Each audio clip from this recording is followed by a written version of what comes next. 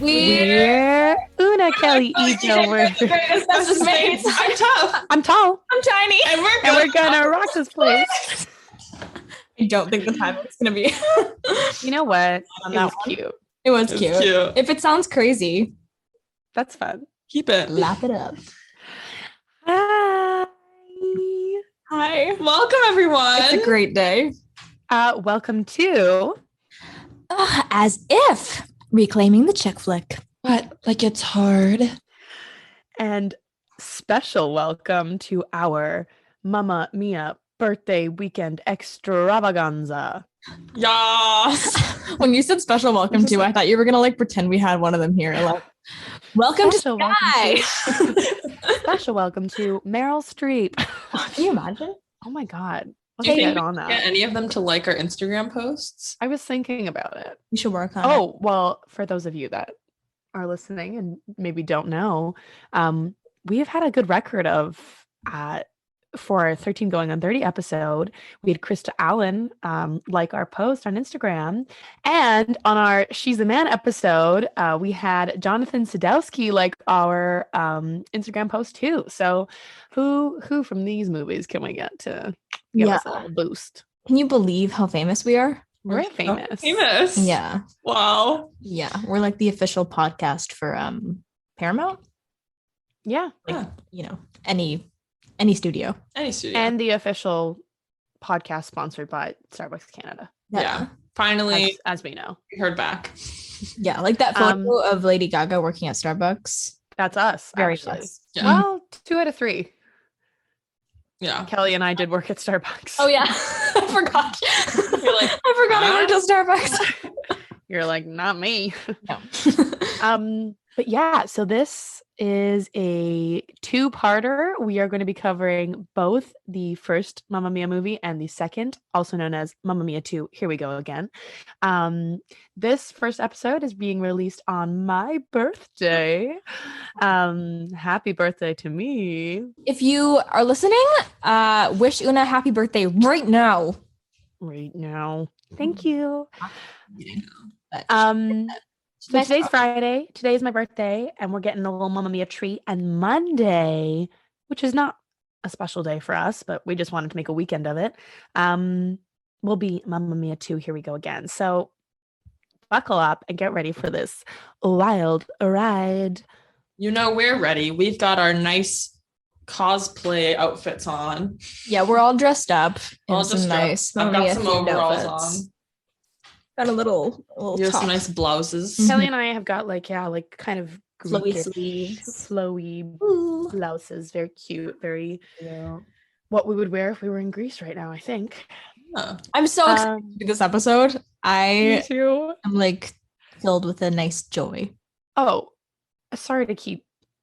I feel like I've been talking so much. It is my birthday after all. I just feel like I should explain. The reason we're doing this movie for my birthday is because these movies is because they're my favorites. Yes.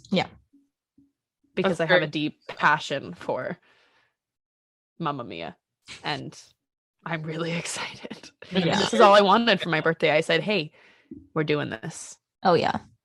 And we make things happen. Yeah. Baby, Absolutely, we're doers. baby wants, baby gets. We see what we want and we go after it. Mhm. Cheers to that. Cheers. Cheers. to Well, should that. we get into our like weekly get to know us question? Absolutely. Yeah. I think today we'll be discussing best and worst birthdays on theme. Very Who would like to go first? I will. I have to kind of think about it as I'm speaking. So I might be wrong, but I'll just go with it. I've had some pretty good birthdays. I am, somewhat of a, maybe I'm a little extravagant at times. Maybe I have a flair for the glamorous of it all. So I really do try and make my birthday somewhat of an event. So I have had some good ones, I will say. But I really liked my last one. I think that was really fun. It was so fun. We went to I got a hotel room with all my friends. Last like pre-COVID birthday.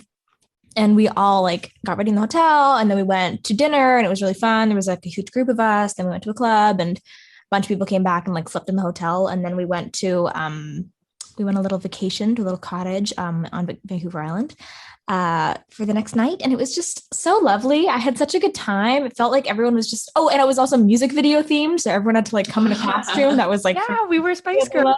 We were the Spice Girls. Yeah, that was a good one. I also really liked the year before when we all went to the karaoke place. Yeah. I had a really good time then. Yeah. Those are good birthdays. They are good birthdays. And who stayed out all night that you did not expect to? Una stayed out all night. I thought did. I was the last one standing. I thought you would go home like early, but me and you walked home. We were the last one. It's just the two of us. It was great. Kelly tried to give me a hotel key because she was like, you're gonna need this. You're gonna need to come back to the hotel room first. And I was like, no, it's your birthday and I'm staying out all night for you, baby. Yeah. And I had that promise. Absolutely. And I also ate like maybe 40 Jolly Ranchers and my teeth hurt the next day. That's my memory. Candy in that bowl in the I lobby. was drunk in the club. There was candy in the hotel lobby. I took a handful of it, put it in my purse, and I was popping Jolly Ranchers all night in the club. And then the next morning, teeth hurt. So don't do that. Teeth hurty. That hotel had a lot of like snacks for us. We had the Jolly Ranchers, and then there was like those cookies when we checked in. They had like those warm cookies. Yeah. And then we had like a buffet breakfast there the next morning. Mm. Great. Good. Yeah. Good birthday. Good eating. Yeah. Worst birthday. I don't know. I've had a lot of really good birthdays. There was like one birthday I remember crying because I don't really even remember. I just remember like going to do like a music thing. I had like a sound check maybe or a dress rehearsal, and then it was like at the wrong time, and my parents drove away. And for some reason, this left me heartbroken.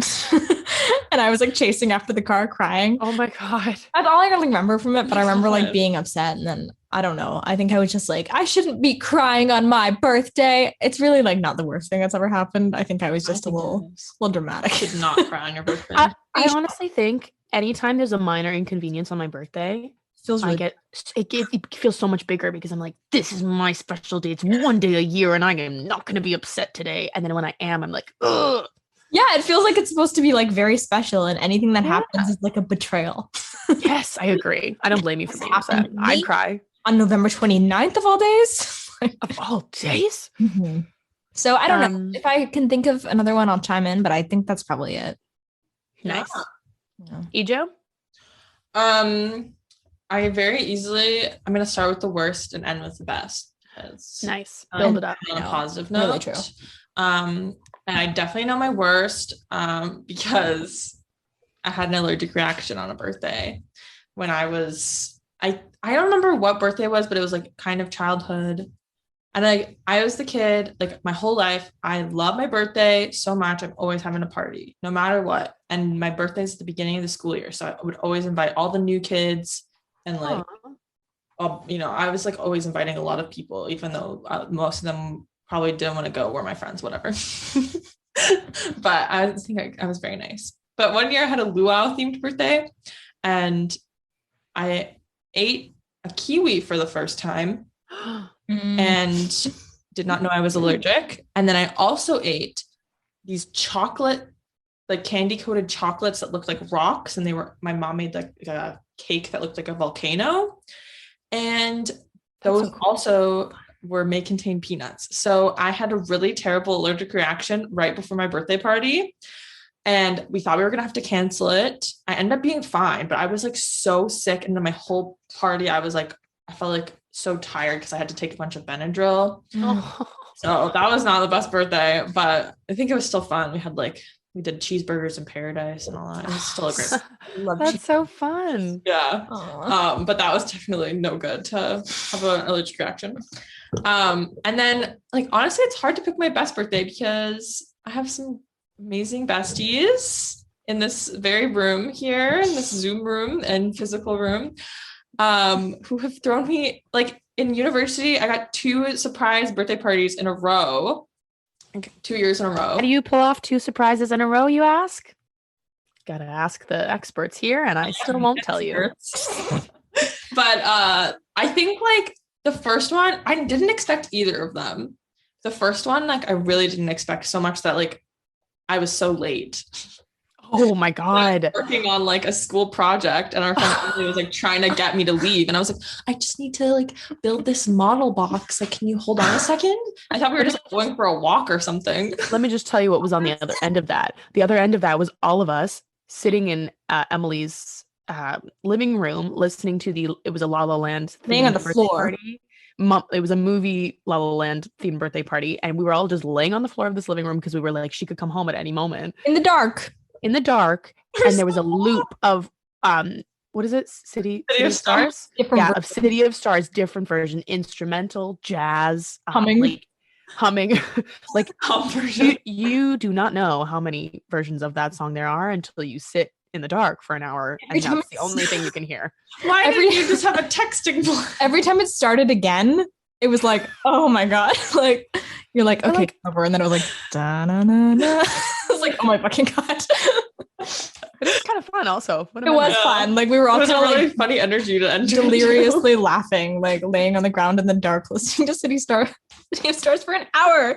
But I think like Emily had texted us that like she was coming soon, and then I don't think she followed up again for a while. Like something like that happened. Yeah. Because for a while we were like just chilling, and then there was like, we went to the floor and turned off the lights. Yeah. And prepped. But then like you guys still took another hour. She was like in a table read, and like in our like my plan of the night was like, okay, it's really flexible. Like we're just gonna hang out. Did not realize. But that one was so fun. I was so shocked. And then the year after was like a scavenger hunt. And I definitely was not expecting anything. So much so that like the days leading up, I was like, I'm so sad we're not doing anything for my birthday. And like I was like so bummed. And then oh my God. I remember like crying at the club. Yeah, like at the club, I was like, I just feel like nobody cares about my birthday this year. And I was talking to you and I was like, yeah, I'm sorry. Sucks. And I was like frustrated. I was like, she doesn't know. How dare she think we wouldn't do anything? I was like standing in line, like she's crying. Yeah, like, put me in my place. Come on, like, oh my God. So that's when I learned that I have really good friends that really want me to have a good birthday. And that one was so fun. And it was really funny because I thought that I didn't know Una was going to pick me up. I thought like my ex was going to pick me up. So I was taking a nap and I thought we were just going to go for dinner. And then Una got there and I opened the door and I was like in my pajamas and I was like, hello, why are you in my house? Your birthday shall commence. And it was so fun. And I got so many mini boos. That was the best. Oh, that was like a really, really good mini birthday. boo birthday. Oh, that was nice. So thank you. My worst birthday. I remember when I'm obviously born in July, so it's almost always nice. I remember my third birthday rained and we had to stay inside, and that was lame, but it wasn't awful. But we also had like a tiny apartment because my parents were like 20-ish. Right. So can't blame them, but wasn't much room for the kids to run around. And you know what? Last year was shitty. COVID birthday. I mean, here's the thing. I had planned to go for dinner. I knew I had to work. I had just started a new job and I had an orientation that day. And then I was like, oh, well, I'll be over after like an hour or two. And then I can just go for dinner. And I was supposed to go with my parents and Kelly. And then I found out like a couple days beforehand that I was actually scheduled for a shift right after my orientation, had to cancel my dinner plans and then reschedule them for like the day before my birthday. So we still had a nice time, but on my actual birthday, I literally like went to work and then came home and did nothing. And it was just kind of sad. And I've never worked on my birthday before. That was my like first time because I always book it off. And it was just kind of sad because nobody was really around to like hang out with. But we all had a COVID birthday. We all get it. Yeah. No one was around? I said on my actual birthday. You were there the day before. Kelly was great. She brought me a balloon and my presents, and she picked me up for my tattoo appointment, and we went to dinner, and we had a drink. It was great. But the actual birthday was not fun. Mm-hmm. And my best birthday was also my surprise birthday. We have a theme. So fun. It was actually like, it was also Mamma Mia themed. I was gonna say, it had like 5 themes. Yeah. It had, what were they all? Gambling, Las Vegas, construction, Did we Canucks. say that? Yeah, like hockey, I guess. Oh, yeah. And we painted a group picture together that had mustard and feta on it. So gross. And I had it in my room for a long time. Too long. Painting. It was really it was a lovely time. I was so surprised. It was exactly 1 month before my birthday, so it was like extra surprise. Yeah. And it was just like, I was like, that's one of my favorite memories of my lifetime. It was a really nice. I think about that often too. So good. Yeah, it was so fun. Even some out of town friends. Yes, people came from out of town.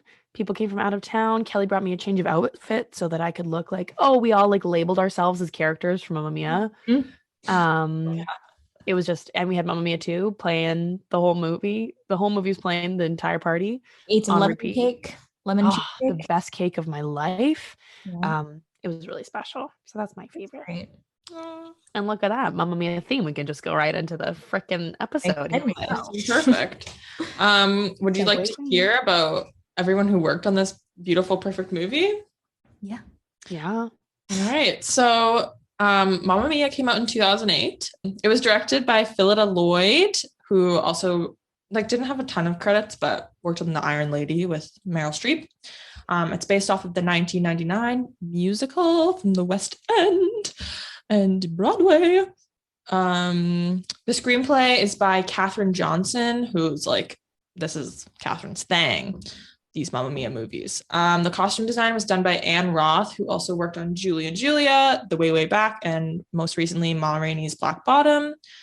The production design is by Maria Jadkovic, who worked on the Billy Elliot movie and The Imitation Game.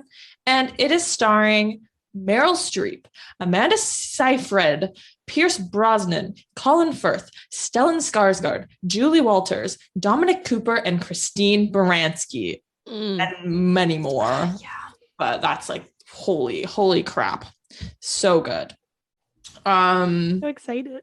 And I guess it's also my turn to synopsis. So hopefully this goes better than last time.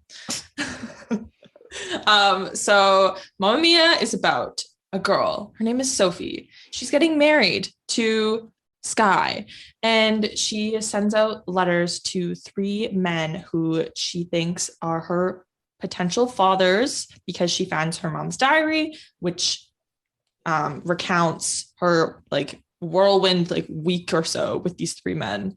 And so they all end up coming to her wedding, and her mom doesn't know. She's kind of hiding them. And then the mom, Donna, and her friends are there, and then they see the men. I get so nervous when I do this. Donna, she basically runs into all the men. She's like, what are you all doing here? She doesn't really understand how they got there. They're all making up with these excuses. Hilarity ensues. Lots of ABBA music. So good. Jukebox musical. So, absolutely. Yeah. It's so good. So excited. It's a movie about joy. Yeah. Oh, it is a movie about joy that brings joy. I actually wrote down yesterday when I was watching both movies.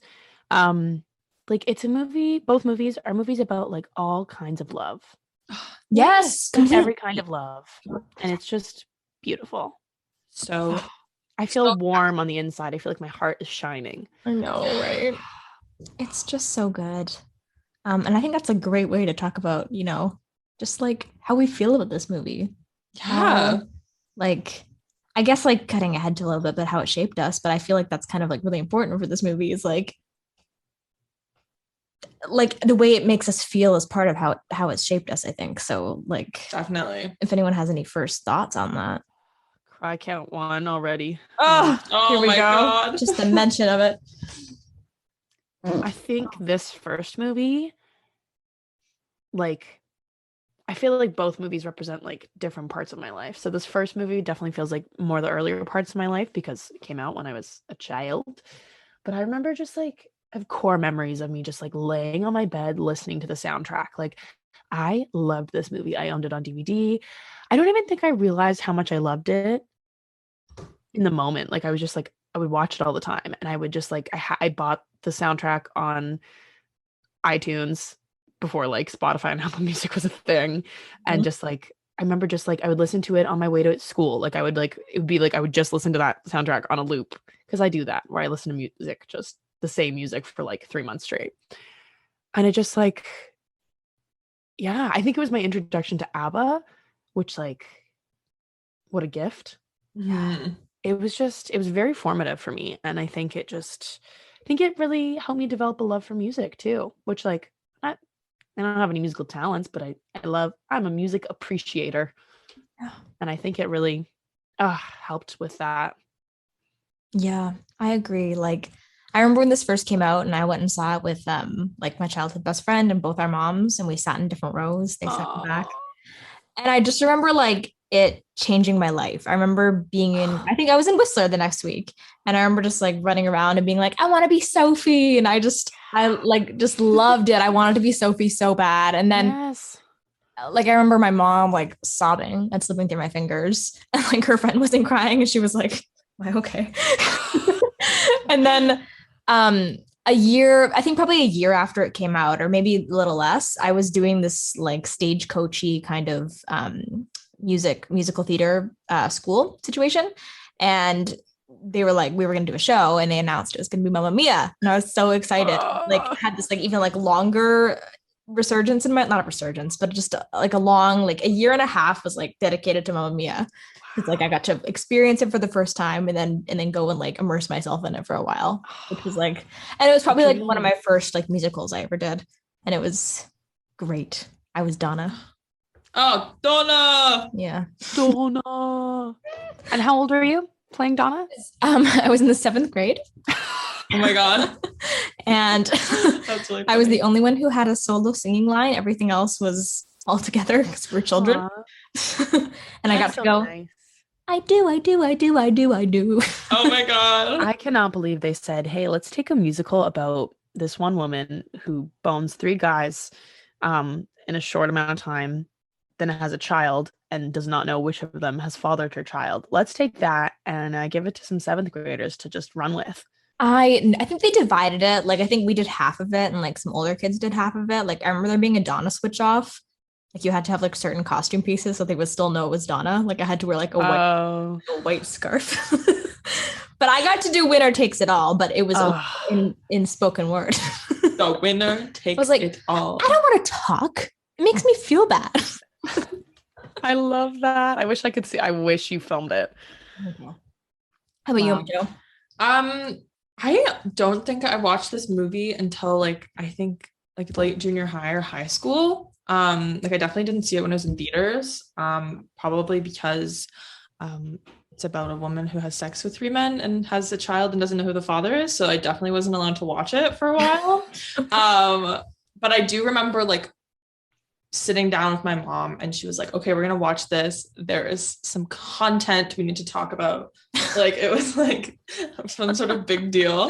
Oh my gosh. So yeah, I was like a bit older when I watched it, but I remember really loving it, but I honestly don't think I don't have as much like nostalgia around it, but I'm like, oh my God, it's a really good movie because I wasn't as young when I watched it. Yeah. But like I think once like the sequel came out, I was a goner. Yeah. Me. Oh my God. I'm in. There is just something about Mamma Mia that sets the tone for like the world as it comes out. Yes. Like the 10 years like between, I feel like, I mean, I was a little young to know like what everyone was feeling, but I would imagine that it was sort of a similar vibe. Like, yeah. And like, as you were saying, like listening to like the music, I would like go everywhere, just like singing Honey, Honey. And yeah, it was just like, it really did seep into like every pore and crack of my life. Like, I'd be at the beach and I'd be like, this is my Mamma Mia moment. Like to this day, I would put on this freaking shirt and I'm like, it's my Donna shirt. Or I'm like, like I think about this movie like probably at least once a day, or like this franchise, I guess. But like, I think it's like the kind of movie that like, in my mind anyway, inspires me to like live a better life. Like it just inspires me to be like more spontaneous.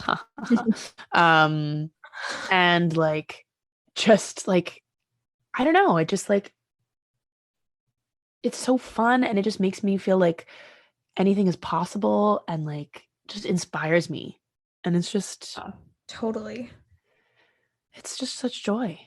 It's just like people having a good time. And like, I don't understand how anybody could watch this movie and come out and be like, "Ugh, that was a bad movie," and be like judgmental of it in any way, because it's literally just so much fun. I don't even care about like any like film criticism. Yeah, it's not a movie meant to be critiqued. It's a movie meant to be enjoyed. Yeah. Enjoyed. I would say left alone. This movie even shaped our group chat briefly. It was absolutely spawned in the head. Yes. We'll get to that, I think. I want to get to that. I want to get to the misheard lyrics and misheard lines in this movie. Oh, truly. Yeah. I guess we have several. Courtesy of okay, we'll get there. But while we're talking about like, I guess its reception at the time, it's really funny because people didn't really, or like I think the public liked this movie, but critics really like tore it apart, which I think is kind of ridiculous, as we just said. It has like a 55% on Rotten Tomatoes. So like, are you kidding me? It deserves like 100. That's messed up, right? But like the audience. Tell me the name of each of these critics. Oh, I will. What are their addresses? Yeah. Funnily enough, the budget for this movie was $52 million, and the audience spoke because it made $615.7 million in the box office. Now, come on, now she is the moment out of the water. Hello. But critics were pretty much very negative. Mark Kermode, who is a very big BBC critic, he was like kind of on it, like, you know, kind of liked it. He said, "This is the closest you get to see A-list actors doing drunken karaoke." Okay, I don't think that's a bad thing. I agree. I don't think that's a bad thing at all. That's exactly what I want to see all of the time. More content like that, please. Yes. Peter Bradshaw of The Guardian, he said he expressed a need to vomit after watching this movie. Hey, Peter Bradshaw, I just want to talk, you know? Just like, come over, I just want to talk. These haters. Right. People were like mad about how it was put together. Like they were really critical of it. And my favorite critiques are of Pierce Brosnan singing. Someone says that's really they fair. compared him to a water buffalo. Philadelphia Inquirer compared him to a donkey braying. Miami Herald said he sounded like a wounded raccoon. And Matt Brunson of the Creative Loafing Charlotte magazine, whatever that is, he said he looks physically pained, choking out the lyrics as if he's been subject to a prostate exam just outside the camera's eye. Well, hey, sometimes you need a prostate exam. Let him. You know what? I actually don't. Okay, he's not good. No. I'll put it out there now. But he knew that. They all knew that. If you've watched any behind the scenes footage, or there's a video on YouTube of like, I can't remember what it's called, but it's like learning to sing basically for Mamma Mia. Like becoming a singer or something is what it is. And it's like all of the men like being like, we can't fucking sing. And even like Stellan Skarsgård. Thank you. He's like, he in that video says like, oh, my agent called me, was like, hey, Stellan, can you sing? And he's like, no, I can't sing. And he's like, oh, but they're making a movie version of Mamma Mia and they want you. Like, can you sing? And he's like, oh, yeah, I can sing. Like, he's like, if it's a movie, I can sing. He's like, in a movie, you can fly. You can do anything. Like, of course I can sing. So all the men knew. But also, I don't think Pierce Brosnan was like that bad. Like, he wasn't good, but he wasn't like still better than my like eardrums. I was gonna say, yeah, Les Mis or anything like that. Like, I also just think it's kind of part of the charm of this movie that not everybody in it is like a singer. Most of them aren't like singers. Like they had a lot of training for this film, but it's kind of like you don't need that from this. You don't need like dazzling high notes and like perfect anything like vocal technique or whatever it is. Like it's just kind of like people having a good time being compelled to sing about it is how it feels. Yeah. And I think that makes it like more relatable in a way. And so it makes like the audience invited in. You don't feel that distance. Like you're like, totally. Me too. Yeah, it's very I think that's why it's like so easy for us to like relate to it and feel like, I don't know, I don't necessarily feel like I'm like part of the world of it, but like, I don't know, there's just something about it that feels like it lives on in me and I live on in it. And like, you can just feel that connection because yeah, you don't feel that distance of like, oh, these are like classically trained singers and everything is so perfect. And it's more relaxed and breezy than that. And it's just about the fun. Yeah. And that's why I feel so much like more enjoyable. Yeah.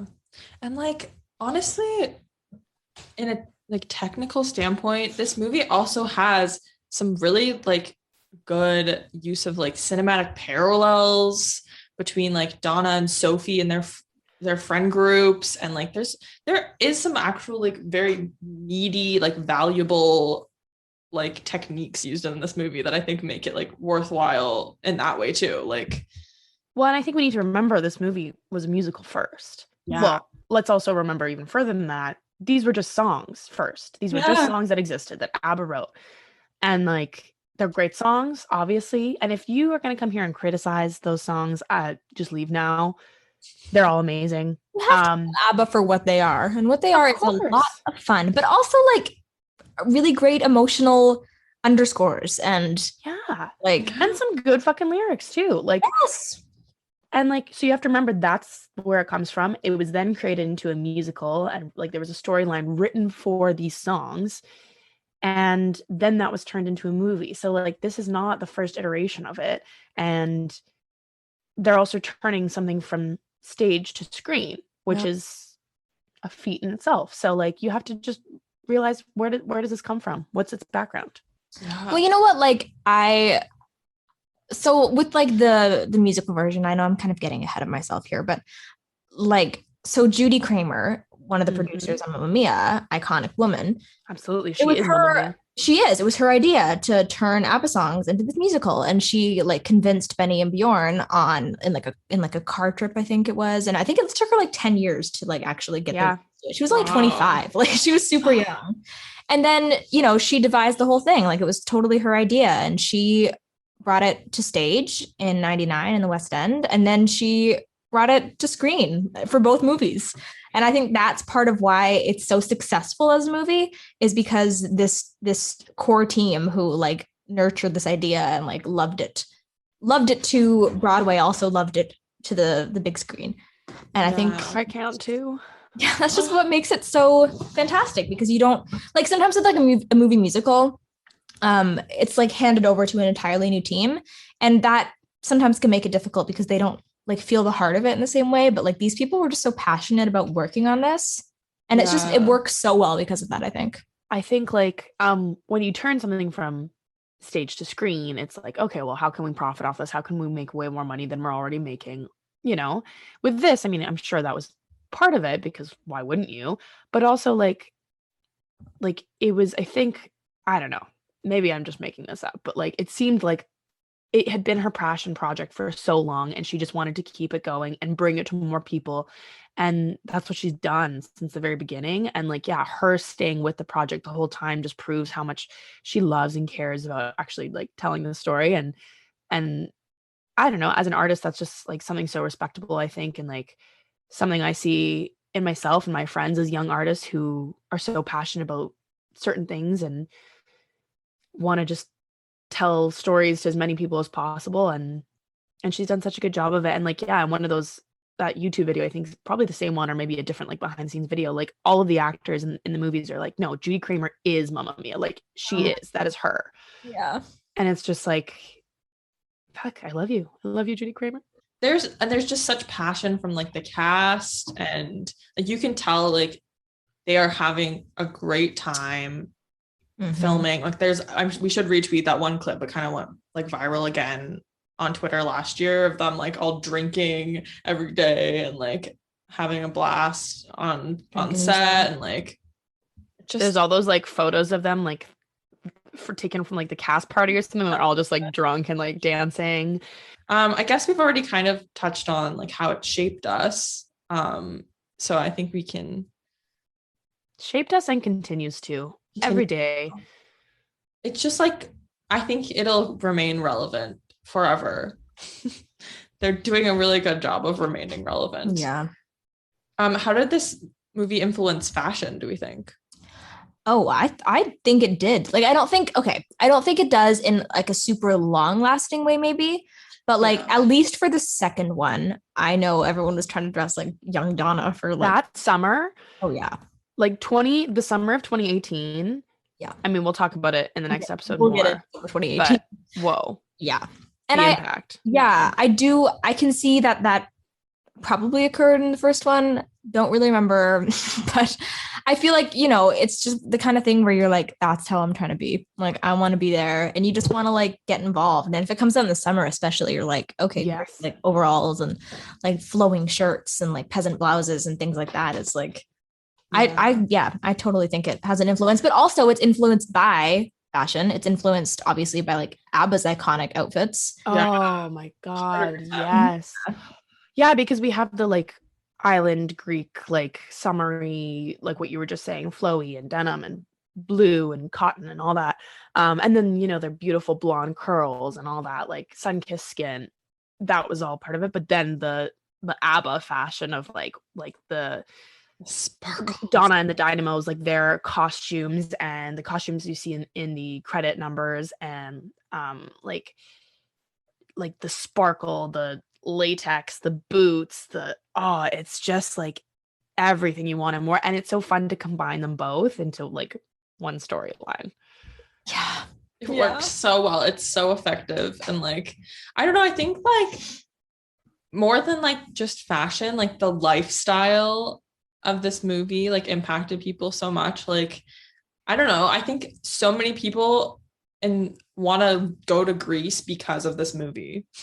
Oh, totally. I know I did when this came out. Oh my God. It's still the number one place that I want to go that I have not been. Like, it is still about it 3 times last week. Yeah, I sure did. I said, Kelly, when are we going to move to Greece? Kelly, we need to move. Oh, well, I don't know if you guys know, she's on TikTok. Anna, like six star, something. Yeah. I think that's her name. She is in Greece right now. Like I mean, I'm not saying that that's influenced by Mamma Mia. I don't know, but that's what like made me think about it. But I'm like, imagine just moving to Greece for like a couple of months and just like living on the island like Donna did. Like that is a dream of mine because of this fucking movie. Like, like you're right. And like, I don't know, just like the feeling that you can like do anything, go anywhere, like that, like not, like carefree. I don't know. It just like, you're right. Like that lifestyle that like every time I watch this movie, I'm like, I need to be more like that. And like, I literally once made a resolution being like, I need to live my life more like how Donna lives her life. Yeah. I need to make decisions the way she would. And like, that's still something I think about all the time. Yeah. She makes it feel so like achievable too. Like everybody, their lifestyles do not feel hard to attain. It does not feel like difficult to go move to Greece after you graduate and meet a bunch of men and create a great life for yourself on an obscure island in Greece. Like it feels like anybody could do that. Yeah. Well, yeah, like the thing about Donna is that she totally is led by her heart, and every decision we see her make. I mean, at least in the second one, the first one a little less maybe, but like it's just what she's drawn to and what she feels is right. Like she doesn't like think too much about it. She's like, this feels good, and so I'm gonna do that. And that is part of what also makes it seem achievable. It's like, okay, maybe my perfect version isn't necessarily exactly that, but it could be something like that if I just listen to my heart more. What else like remains relevant, and like including like quotes? Maybe this is where we can get into our misheard lyrics. Oh yeah. ... Oh God. Yeah. I like when they say ... That's what they did in the olden days. I know. Well, it's kind of, in the terms of it remaining relevant, it's sort of been like relevantized with the sequel. As it came out full 10 years later, you know, it sort of is back in everyone's mind. So it remains like, even if parts of it didn't remain relevant for a while, they certainly are now, especially as like a younger generation. I feel like connect even more to this because I don't think we take ourselves as seriously in the same way. Like based on like those reviews by the critics when this first came out, you know, it seems like there's like a frustration with the lack of like cinematic seriousness of this movie. Yeah. And I feel like our generation is a little like, we're just trying to have fun. Like, well, that's like what all of these movies are like that we talk about here. I think They're maybe that's why like chick flicks just don't, they get the bad reviews. They don't get taken as seriously because they're not really meant to be taken as seriously. And that's the beauty of them. And that's why I personally enjoy them, because I'm like, I want, if I'm going to sit down and watch something for 2.5 hours, I want it to be fun. Yeah, I'm not trying to watch The Godfather. Absolutely not. Can I just watch Mamma Mia and like, can I live? Can I live, please? Let me live. Yeah. Yeah. Also, like, part of what has kept Mamma Mia relevant in the past like year is TikTok. Like watching these movies, the amount of times I was like, oh my God, another song that went viral. Like many moments in one song were like famous TikTok sounds, like probably almost every song. And they're all specifically the movie versions, not the ABBA versions. Sorry, ABBA. We love you, Benny and Bjorn. But it's true. It's always the movie version. I like follow several TikTok accounts that are like just Mamma Mia stuff. Like there's this one girl on TikTok who like her whole account is just like a Mamma Mia fan account basically, but she's got a ton of followers. There's another one that is, I mean, it's more for the second movie, but this one account is this one girl remaking, like she makes her own version, sews every outfit that young Donna wears in Mamma Mia 2. Which is like so cool. She literally recreates every outfit that she wears. There's one girl recently who has just been singing like acoustic covers of like Mamma Mia songs or ABBA songs, but you know, like songs from the movie specifically. And she just started getting like I literally just in the last like month or less has started getting really big. Like it's huge. Yeah. And even Twitter, like just like, I mean, social media in general, but yeah. Twitter loves Mamma Mia. It's just constantly in the zeitgeist. Yeah. And I don't blame people. I want to talk about this movie all day, every day. And I was going to say it remains relevant very much so in our lives. Like, even if it doesn't worldwide, I don't care. Absolutely. Una at least watches this movie like as often as she can. I watch it a few times a year for sure. Like it remains relevant for us. We all talk about it all the time. I think it also like in terms of quotes and stuff, like there's a ton, I don't know, that I quote anyway, and like I think like are funny from both movies. The ...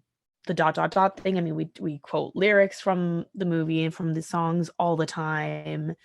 Yeah, like I have 3 people that just sing constantly. Like someone will say any phrase and I'll be like, and I'll start singing whatever from Mamma Mia. Like they're just always popping into my head. I feel like the soundtrack is just constantly playing Totally up here. I'm like that monkey with the cymbals. Of course. In the head? Yeah. Oh, Spont in the Head. Yeah. So in the, I think is it in the scene where they're like in the boat, like sort of near the end? Is it that? Yeah, that's like, right. Harry and Bill are talking. So Harry and Bill are having a little chat, both about the same thing, but they both think it's about different things because Harry thinks Bill is talking about like him and Donna getting together, I think. Rosie. Oh my God, for some reason I always thought it was Donna. Like I know Rosie, that's why she's listening. I know that, but for some reason, like just because I guess they like, you know, obviously had sex in the past, I just assumed that that's what Harry thought. But like, anyway, okay, Rosie. And then, you know, Bill thinks Harry is talking about him being gay. Anyway, but you know, Bill says to him, is it Bill or Harry says it? Now I'm getting confused. Bill says it. But he's like, where's your spontaneity? But every time I've listened to it, I hear, where's your spont in the head? And I thought it was that for so many years. And honestly, I really like it. So we named our group chat that for a while. Spont in the head. Best misheard line. The other misheard thing that was really funny from my childhood was like generally, not even specifically from this movie, but Dancing Queen for literally until like maybe when Here We Go Again came out, I thought it was baby rock music. Baby every time they said anything in that line. Now I can't hear that song any other way. No, I hear that too. Rock music. Because we even like when I was a kid had a karaoke machine and that song was on it. And even with the words there, that's what I thought it was. I don't know. No. But it can be for us. It is for us now. It's for us. Just like Spont in the Head. Spot in the head. Spot in the head. Yeah. Also, Where's your spot in the head? I would like to say that I never, ever, ever noticed that Rosie had a cookbook. Oh, really? For some reason, I She's a writer. was never paying Yeah. attention during that scene, but I never like that when that like guy was like, "Can you sign this?" I was like, "What?" Like I just Really? like lost. Oh my gosh. I never like taken that in. This is the first time I ever noticed that. Rosie, Queen of Cooking. I really love that scene when they first get on the boat. I have it memorized, I'm pretty sure. My mother needs a purge. Mother, we're the same age. Age. Well, parts of us are. And the fish. Yeah. Oh my god, It's just a fish. And then the fish comes back later on in which Money? Oh yeah. So what about I guess we've kind of covered this a little bit, but like adaptations, sequels, musicals, we don't really cover that. It was a musical first. Musical This is an movie, adaptation. second musical movie. But here's something I actually never heard about, but I found today. It's an experience that I think Mr. Benny Anderson created that is called Mamma Mia, the Party. Have you heard about this? No. Neither had I. It is in, I can't remember, somewhere in Sweden, and it's in London. Oh, did we talk about this recently? Maybe. I feel like I maybe have vaguely heard about it like a few years ago. Oh. I'm not sure. But it's like a theatrical dining experience. And you like go into this place and it's like you go into like the island Skopelos. I don't know how to say it, but that's where like it was filmed, the first one. And you're supposed to be like transported there, and they do like a whole performance of like, Oh my god. I don't know, life on this island. And you like go and have food and drink and dance. And it sounds great, and I think we should go. Oh my god. Mamma Mia, so the party. The party. What more could you ask for? Guys, I don't know if you know this, but we're in our party girl era right now. So really, I don't know a better time, but now to go. Yeah, are you kidding? That'd be like the highlight of party girl era. That in Vegas? Yeah. What if it was in Vegas? That'd be great. Climactic event of party girl era. Like, I had no idea about it, I don't think. Maybe, I'm not sure. But yeah, it's quite something. And it looks interesting. I want to go. They first like did it at like the London O2 Arena. So I don't really know what the scale of it is, because the photos I saw made it look more like, you know, a restaurant with a stage. But I guess they did it at the O2, which is huge. Holy moly. Yeah. That sounds. You know how they did like Glee, like a Glee tour? Mhm. I want a Mamma Mia tour. Oh my god. Pierce Brosnan, get them together. Let's go, guys. Oh, Let's go, girls. Another like adaptation thing that I found. But yeah, apart from that, we sort of covered it all. Yeah. And then I think we all know what songs we associate with this movie. yeah, seriously. Yeah, like I have a big question. Do we think that the Mamma Mia franchise is the reason that ABBA is still relevant? Like, do we think as like our young generation, would you be as aware of ABBA without this movie? probably not or- as aware. Or even the younger generation? I think sorry, go on. No, go ahead. Oh, I mean, like I think we probably know them. Like I knew Dancing Queen and stuff, and I think like Mamma Mia the song and like certain ABBA songs, but I don't think it'd probably be like quite as. I mean, it definitely helps, of course, that we have these two movies to sort of guide us through our ABBA education. But yeah, I'm sure we wouldn't know as much. I don't think we'd know as many songs. I don't think we'd be as familiar. I don't think we'd have as our generation anyway, and the generation after us have as fond like memories tied to the songs as we do. We wouldn't have as good of a connection. The songs are still great on their own, obviously, and like ABBA is amazing, and I don't want to discredit them and say, oh, it's only Mamma Mia, that's the only reason these songs are good. But yeah, I think the impact wouldn't be as strong. Like Kelly said, there's certain songs that I think like everybody knows, even from before Mamma Mia was really popular, and I think those would still be popular, but not. I don't think it would be at the same extent. Yeah, like I knew ABBA before I knew this movie because I watched it a lot later in my life, but I didn't know like so many of the songs that are now very popular still because of this movie.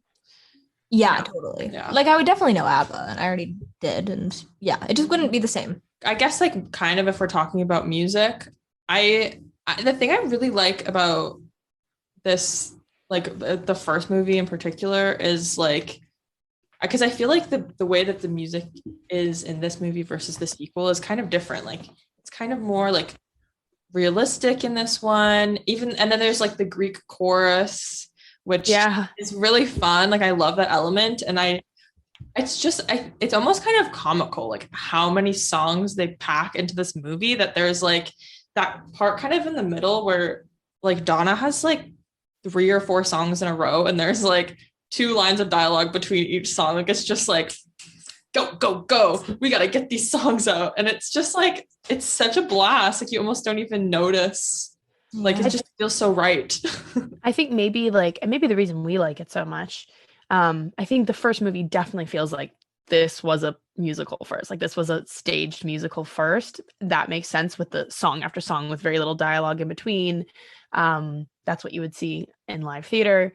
So like, and like the more like casual aspect of the numbers in a way, like what you were saying of the musical numbers, it definitely feels like this was a musical first, and now we're just kind of like filming it.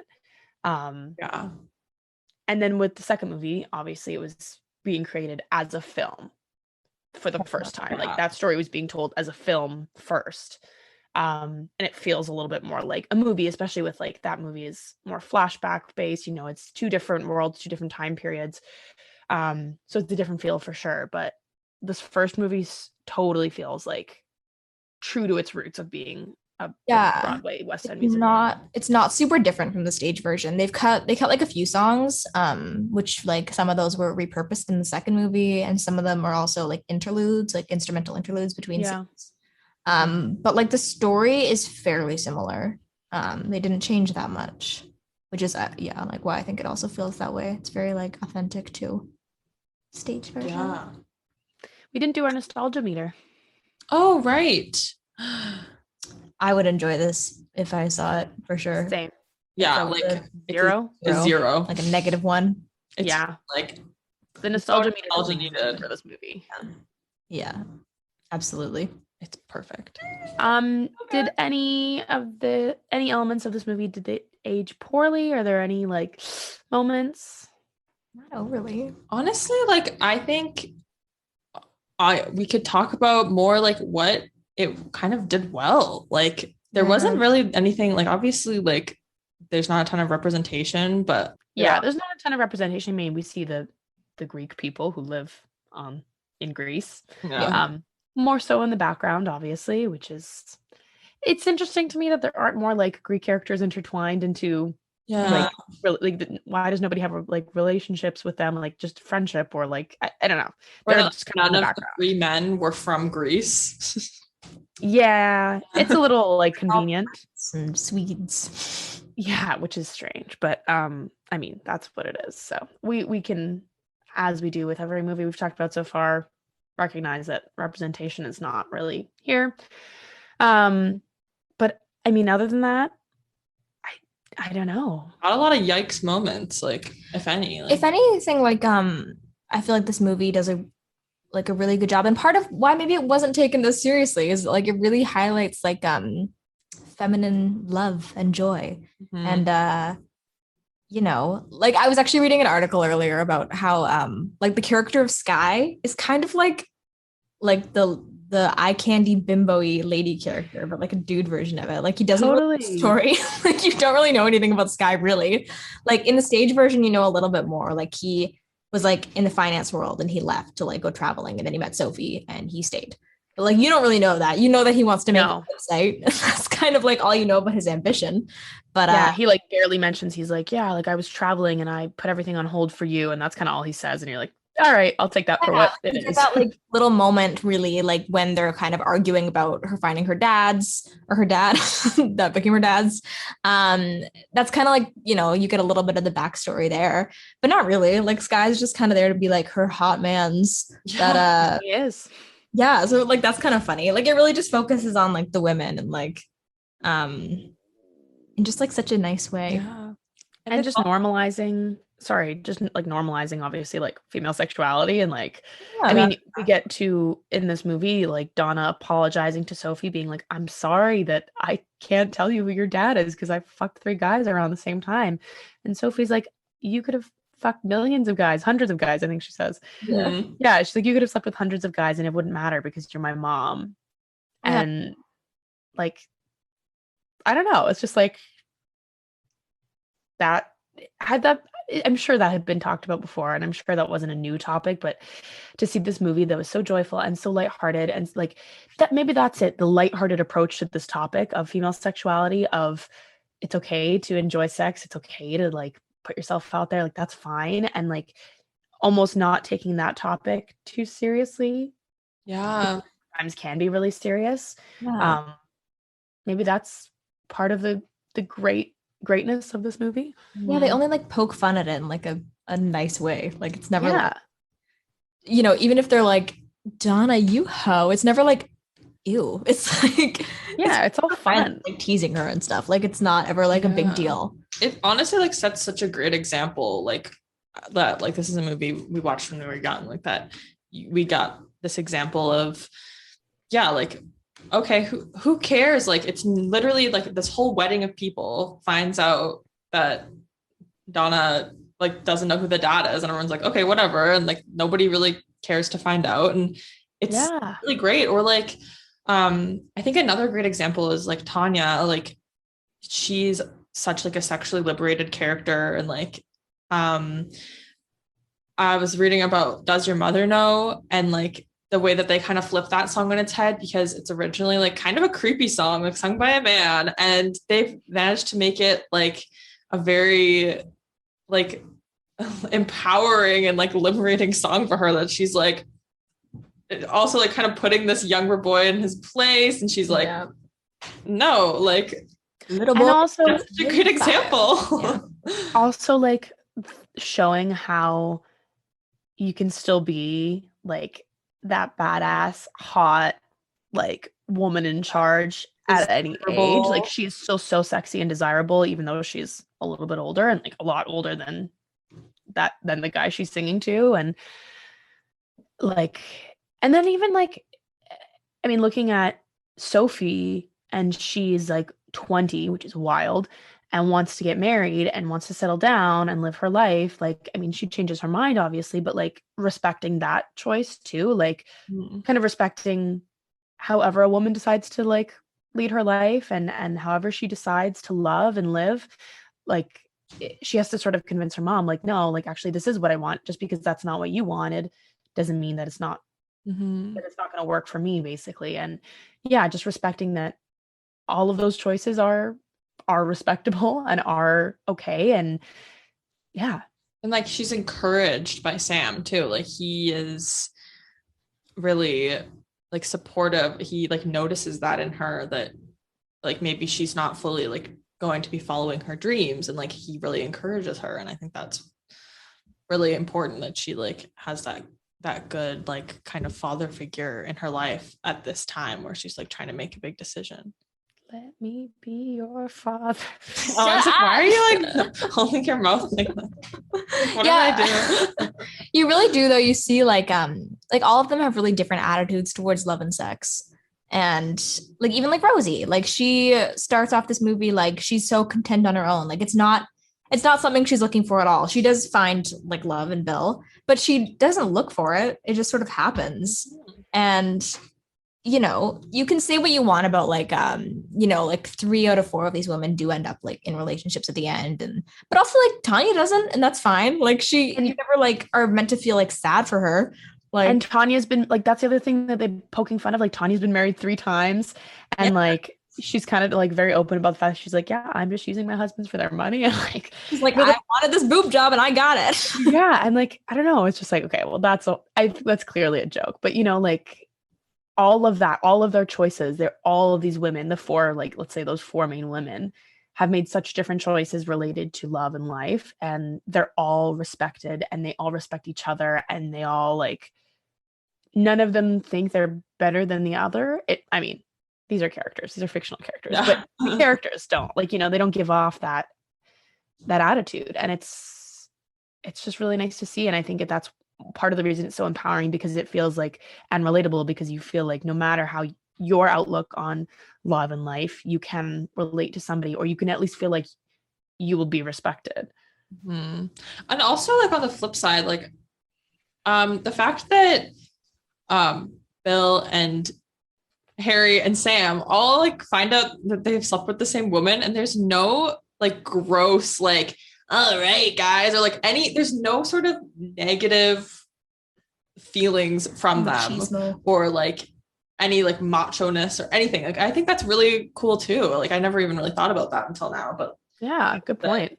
Like, they also have such a positive outlook, and they're all like the only, like, Bill is kind of the most like, oh, I might have a daughter. Like, he's maybe the most shocked by it because he's kind of the bachelor, which is funny.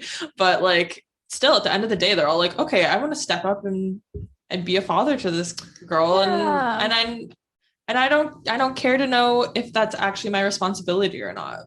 Yeah. Although I would be so curious, which leads me to my question. Here we go. I was waiting for this. What do we think? Who do we think is the dad? The biological. Okay, here's the issue. One of the issues of this series, this franchise, which we all accept for what it is that the timelines don't match up in both movies. In the first movie, it goes Harry, Sam, Bill. Or sorry. Bill, Sam, Bill, Harry. Yeah. Oh, right. In the first movie. And then in the second movie, when they do the flashback, it goes Harry, Sam, Bill. Yeah. So it's different in the two movies. So I don't know. That makes sense. I still stick with Bill. Same. Yeah. I was noticing like how much they kind of sewed in different things that she had alike with each of the men. Like the fact that like Sam draws and she draws, and obviously she looks a lot like Bill, and I don't really remember what makes her like Harry. The great aunt. Also like great aunt Sophia. But yeah, I agree. Like, she looks so much like Bill. She looks like Bill. And then also there is the deleted scene, the name of the game, which was originally in the first movie, which at the end of the party, when she follows Bill down the cliff and she's like, "Are you my father?" And he's like, "Yes, I think so." They also, after that, originally sang the name of the game. I think it was just really Sophie singing it. He might have a little moment, but it's just really her.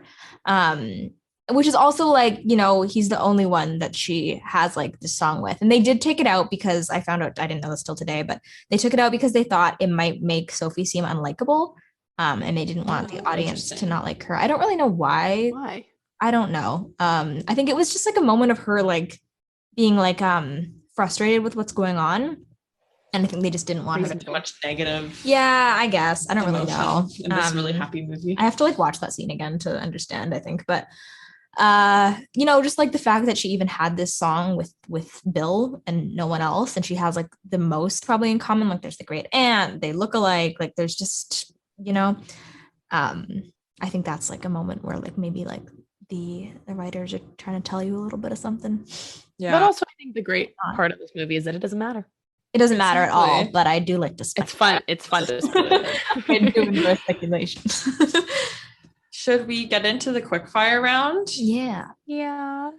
This is a hard one. Oh my god, I haven't even actually thought about these. Oh my gosh. Slow fire. Yeah. Okay. Best, fave, most iconic outfit. This is kind of hard because this is hard. The first movie doesn't have like as many, like, compared to all the other movies we do, which have been very fashionable movies where it's like, these are all like nice casual outfits, you know? I'm gonna go with the outfit the outfits they wear during Super Trooper. Also like the ones they wear, actually no, I'm gonna change it to the ones that everyone wears during Waterloo. Yes. The credit scene. Yeah. The like beautiful like white or cream and like gold that the like Donna and the Dynamos wear, and then like the fucking boys are wearing their they have their names on their, well, I think Sam and Bill have it on their belts, and then Harry's got like a sash, and then Sky and Sophie have like almost like futuristic sort of like this. It's so fun. It's just so pure fun. Yeah, between that and the Dynamos doing Super Trooper, because I do love like the boots especially. Yeah, I love all those, but I think like I'd like the in scene outfits. Donna's Winner Takes It All dress. Oh, and the like fuchsia wrap. Yeah, that's just perfection. Shout out to the overalls as well, which will make a comeback in the second movie, but that's just a classic look. And you know what's one look that I always think about? Sophie's bathing suit. Me too. I was gonna say. Yeah, and I think she's wearing shorts with it, and then she takes something off and then she just dives in to follow them. Top. Maybe it's a top, yeah. But that like blue one-piece bathing suit, I think about a lot. Yeah. What about the best side character? Oh my god, this is so hard. Really hard. Literally all of them. I don't have one that I don't like. Yeah. Agree. And there's not really anyone that I'm like, you're my favorite. I'm gonna say I wrote down like because I can't separate them, like Tanya and Rosie as a duo. Like I can't consider them individually. I would be mad to do so. So they're together for me. Also, you know what I didn't know till today, is that Cher was originally offered the role of Tanya. No way. Yeah. Wild. And she said, no, but I'll come back later. Yeah. Well, she didn't really say yes. They kind of like forced her to do the second one. They were like, you're going to do it. And she was like, all right. Okay. And then she's like, okay, I'll also release an album. Fine. Yeah. She's like, might as well make it a home run. Oh my God. I love that. Fucking Cher. Yeah, I simply can't choose. Probably Tanya and Rosie tied. I mean, I love the men too. I love the dads. Oh, I love the dads. But they're just, I can't choose. I refuse. Okay. Best guy, also hard. Also really hard. I think Harry. I think I wrote down Harry too. I think he's just like really sweet. I know, but they're all really good. But I think he's like the least. We'll go, do anything. Sam cheats. Sam cheats. Bill's a player. Bill's a bit of a player. Least committal dad. Sky sort of like sometimes bugs me. Same. Part of him, I'm just like, leave Sophie alone. Let her do her thing. I know. Same. Sometimes he annoys me too. I don't know. I don't have any like real qualms. Like I don't think he does anything wrong. He just kind of annoys me. Same. But Harry is just like really, really just a nice guy. And I feel like he's just always trying to do the right thing. And he's always a little bit outside of his comfort zone. And I just feel kind of like, aw. No, yeah. He's my fave. Yeah, I for worst guy, I wrote down Sky. He doesn't really do anything. He's just my least fave. Yeah. I agree. Yeah. Like nobody does anything so bad that there's not really a worst. But I wrote down Bill because I was like, I guess he's like the most hesitant to be a father. Which doesn't make him bad, but I mean, Sam cheated. He fully he's definitely with her knowing he had a movie. Yeah. Well, I mean, like same character, but but it's like we don't see that part of Yeah. I don't like when Sky is like, don't find your dad. I don't know why. I'm just like, no, I know. Let her. I mean, to be fair, like I do sort of get where he's coming from. He's like, is this the only reason you want to do this wedding? And like, does finding your dad mean more to you than our like? When you're about to get married and like your whole focus the day before and day of is which one of these three men is my dad and not, wow, I can't wait to marry the love of my life. I mean, the good part is that they don't get married, probably because they're not ready yet. Probably because this all leads towards that. Anyway, so I understand his frustration, but it does bug me that he's not even a little bit supportive or trying to help her. I know. I like it. It sounds like he maybe was in the past. I think he was just a little like exasperated by the situation. I understand where he's coming from, but it doesn't mean I enjoy to watch it. Exactly. I'm like, enough out of you. Exactly. I'm invested in this film. Like, I want to find out. Like, stop putting a roadblock in the way of the plot. Yeah. But he doesn't do anything wrong. Yeah. What about favorite scene / moment?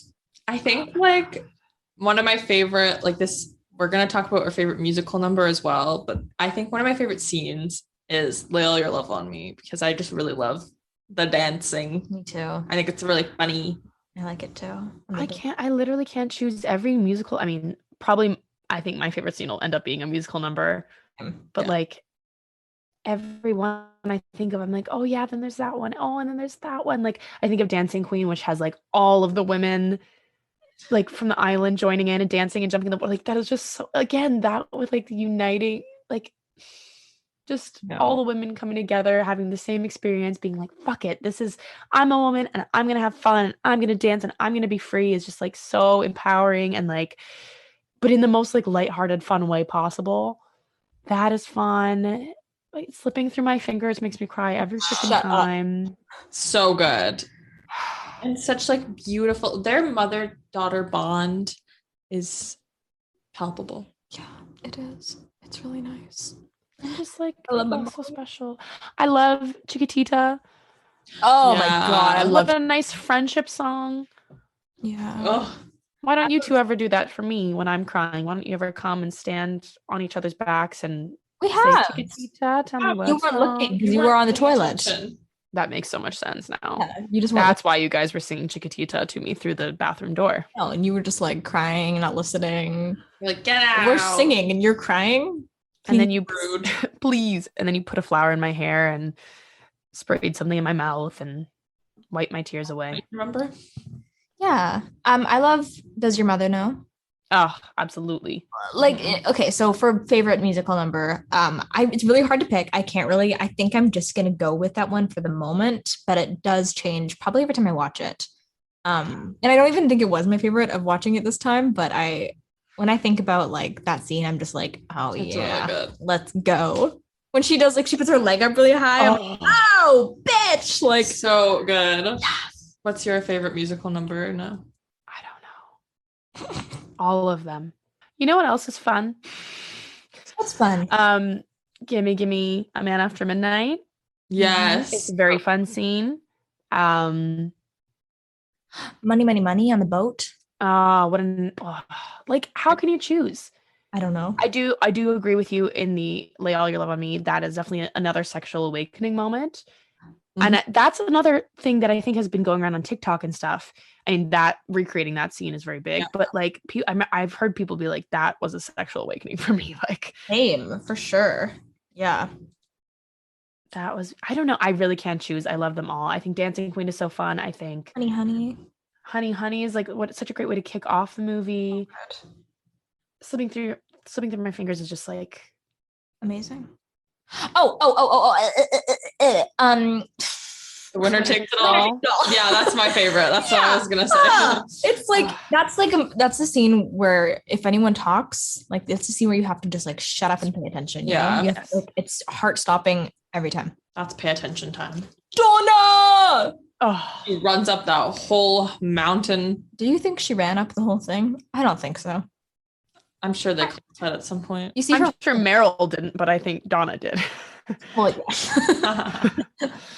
Donna took a break and got air. What I love is that they've talked about how, like, obviously when you're filming like a movie musical, like you record the songs in a studio, but then when you film the scenes, like some people choose to just kind of like mouth lyrics or like just kind of half-ass it. But I think they said like Meryl like really gave it her all every take, like fully sang each number every time they filmed it, which like is exhausting. It's not like when you're on stage. I mean, stage is exhausting enough, but like you have to take several takes for each scene, let alone each scene and each number. Like, you know what I mean? Like, it's just so much work to do that every time. And she just gave it her all, which I really respect.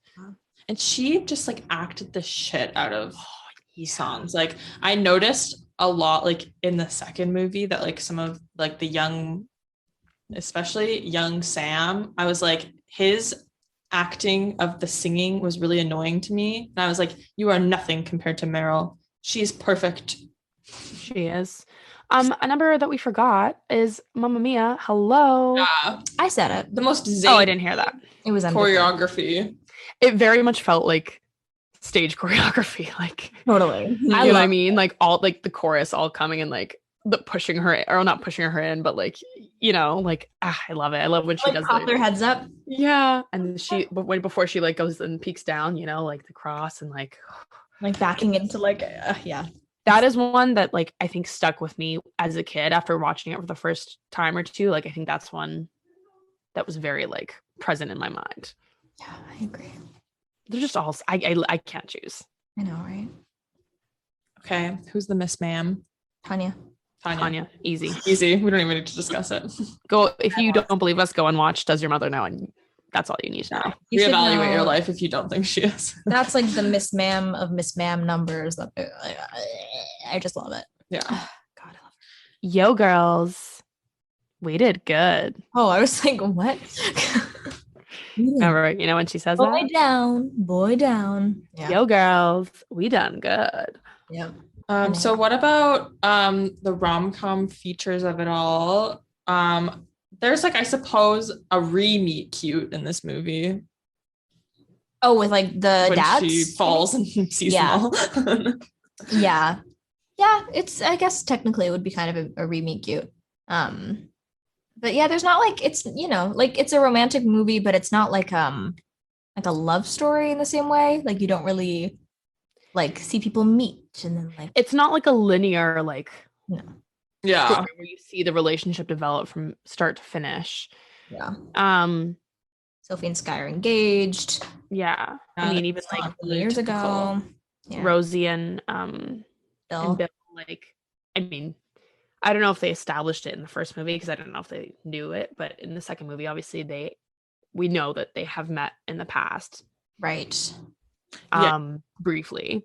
See them kind of dance near each other during like Voulez-Vous, I think. Which I didn't notice till now, but yeah. How hot are the men? Okay.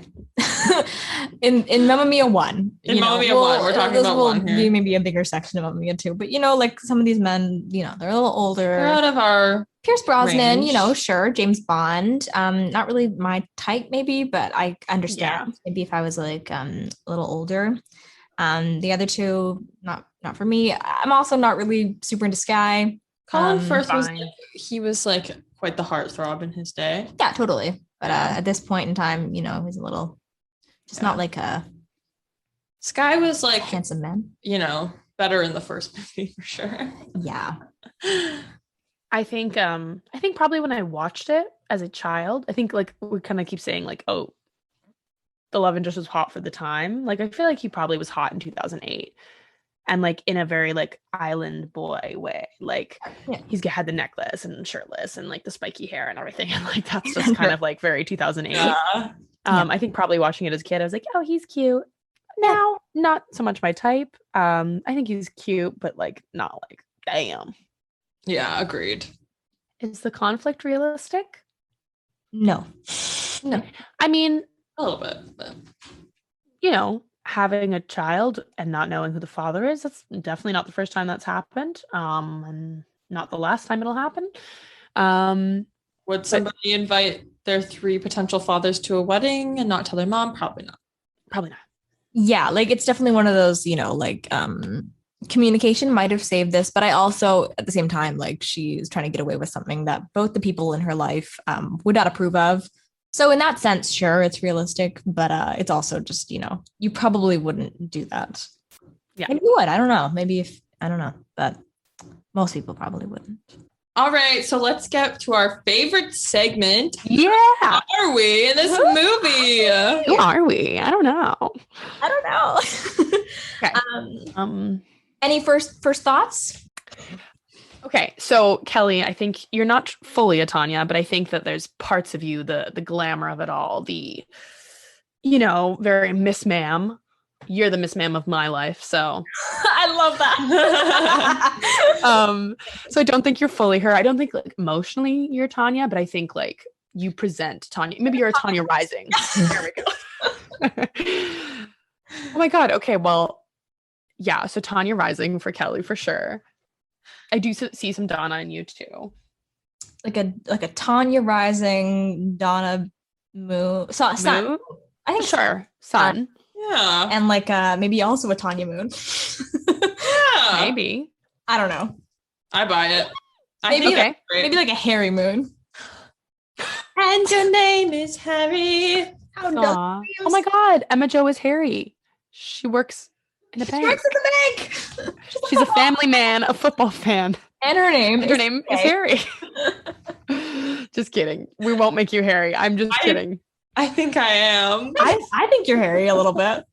I guess so. Totally, but I see it. You can be like part Harry. We'll give you another one that's good too. Yeah. I don't think you're totally Harry, but I see it for sure. Queen of getting really weird character in this island. Not in the last few. We just said he was our favorite man. I love him. I really would like to be part Harry. Yeah. Great for me. I think I've maybe said this about other characters that we've related to you two, but like just feels very pure intentioned. Like all the time. Like he's very aware of like other people's emotions and wants to make like other people happy and will like do anything. Like when Tanya's like, I'd pay for the wedding, like if I was her dad, he like jumps off the fucking boat and runs to give Donna a check because he's like, this is what I need to do. This is how I like, you know, like make this right. And I think you would do that, you know, like you're yeah, in that way. Okay. But I want to give you somebody more fun too. I mean, Harry's great, but you know. I love it. I don't know who else I would be. Like, I mean, part of me thinks a little Rosie-ish. Yeah. I think so. No? I don't know. I don't know how. I don't know in which way it should be I don't Rosie-ish. know how. I don't either. Like maybe more second one Rosie, because we see more. But when I think of like the first movie, I don't know. I'm not sure. I'm not certain. But do you have some thoughts on that? I don't know how to like vocalize it. It just feels right to me. Yeah. All right, maybe just because part of me thinks you're kind of like Tanya, and maybe part of me wants to think you're like Rosie, so you can be my Tanya and my Rosie. Aww. So are we saying you're Donna? No, I think everybody deserves a Tanya and a Rosie in their life. Aww. You're my Tanya and Rosie. Yeah, I can be your Rosie. Kelly, always Tanya, I guess. Yeah. Or we can all take turns being all three of them. Yeah. Okay, so Una, who do you think you are? Who do you think you are? You are. Hey, Una, I just have a question for you. Sure. Who do you think you are? I don't know. I see at least a little bit of Sophie for sure. Yeah. I think you have like Sophie and Donna in you. Same. Thanks. You are the pair. Also, I would say like maybe like you and your mom have maybe similar it's dynamic. If I can presume. Oh no. So yeah. That's not true. Yeah, my mom had me very young and was a single mom, like not right from the beginning, but like pretty early on. And we're just very close because of that. And like, yeah, I've always thought that. Maybe that's another reason I really love this movie. But crying. Cry Tally. I think cancer season. So I think you're more Sophie than Donna. I do see like a little bit of Donna, but I feel like Donna is a little more, I mean, at least in how we see her in the first movie, a little more like, you know, this is partially a life thing, but she's just a little more exhausted than I like can see you ever becoming in that same way. And like that's good. I think like I think Sophie's just like a little more like, she's definitely like she follows her heart as well in the same way as Donna, but she's like a little more careful about it. Which I think is like, you do that, but you know, you're not totally like, Donna's a little more like, fuck it. Yeah. And I don't think you're totally like that. Like you're a bit like that, which Sophie also is. Yeah. I think in the way that Sophie's like, like Sophie does go after what she wants. Obviously she invites these 3 strangers to her wedding because she's like, I need to find out who my fucking dad is. So I see that. Mm-hmm. Yeah. Like you're going to go just like dive in the water and chase the boat, but for a purpose. Yeah. That makes sense. I'm honored. Thank you. Oh, beautiful. And you would also steal your mom's diary and plan a scheme. Yeah, I think I would. I really do. Yeah. Watch out, Mom. Just kidding. Love you. Watch Thanks out, for Mom. raising me. Thanks for raising me. So is this a good movie or what? Yes. What do we think? Yes. Can you imagine if after this whole podcast of us being like, nah. God, we're like, no, I think it's bad. Why are we doing an extravaganza for this terrible movie? It's no good. I hate it. No, it's fabulous. It's amazing. It's everything I could ever want. Yeah, it's perfect. I've watched both of these movies so many fucking times, and they'll never get old. What do we think like the lessons are of this movie? Your mistakes don't define you. Oh, wow. That just came to me like I didn't even think about that. It was just whoa. Yeah, that fell out of you. You don't need like a traditional family or structure to complete you or to like make your life valid. Yeah. Have fun. Follow your heart. Have fun. Great one, Emma Jo. Yeah. Honestly, that's the biggest lesson, I think, is just like feel your emotions so much that you have to sing about them. Yep. Friendship. I was going to say friendship. That's what I mean. Like this movie just covers every type of love, like familial love, the mother-daughter relationship and father-daughter relationship, yes. Parental child, friendship, romantic love, and self-love, more so in the second movie, I think, but also in this movie, like it just covers it all and values it all. And it's just like, I guess that's another like lesson, like every type of love is like worth exploring and like is valuable. Yeah, definitely. What will we give this movie out of 5 whatevers? I'd like to go on. No. Oh, can I go higher than 5? I'd like to that's what I was gonna say. 6, 7. Donkey testicles. Really good. Oh my God. Okay, because I'm a rule follower and I have a plan, I'm going to give this a 4.75 out of 5 overalls because I have a plan. Okay. Overalls. Good one. You know what? I'm going to give it 5. Good. It was shocking to hear that 4.75. Well, because I think the other, like the second one is like a 5. And I think this one is also a 5, but they're 5 different. Yeah. They are different. Yeah. I give this movie a 6 out of 5 stolen mother diaries. Stolen Mother Diaries. Mother Diaries. Amazing. We love this movie. We can't wait for you to join us on Monday, where we'll be talking about Mamma Mia. Here we go again. Cannot wait. Please watch it. Do your homework. And please share your thoughts. Like if you have a favorite musical number and you feel strongly about it and you can pick one, I'd love to know what that is. Tell us why. Who, what, when, where, and why. It's Aphrodite. Oh, best moment. Yeah. Okay. We love you so much. Follow us at ughasifpodcast. Tell Una happy birthday today, the day it comes out. Happy birthday. And have fun. Don't forget to have fun. Have fun. Okay. And we'll see you in a couple days. See you soon. Love you, besties. Love ya. Bye.